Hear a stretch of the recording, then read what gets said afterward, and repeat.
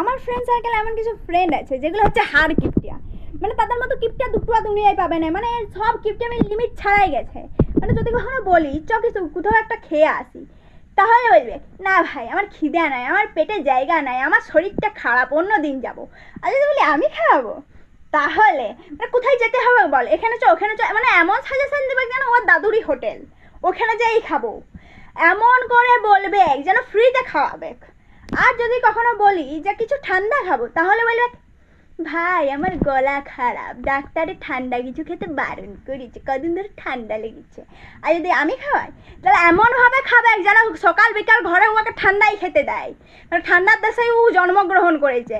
আর যদি by chance যদি কখনো বলে দিই কিছু খাওয়া, এমনভাবে পালাবে পিছনে যেন জুয়ের লোক তাড়া করেছে, ওকে তুলে নিয়ে যাবে। মানে কি প্রমাণ করতে চাস তোরা যে ওই টাকা দিয়ে কি আম্বানির জিও কোম্পানি কিনবি? কি বলতে চাস? আম্বানিকে বিট করবি? ওই টাকা দিয়ে তোর আম্বানি জিও কোম্পানি কিনা হবে? খাওয়াই দিবি কখনো কখনো একটু, এত কিপটা আমি ভালো নয়।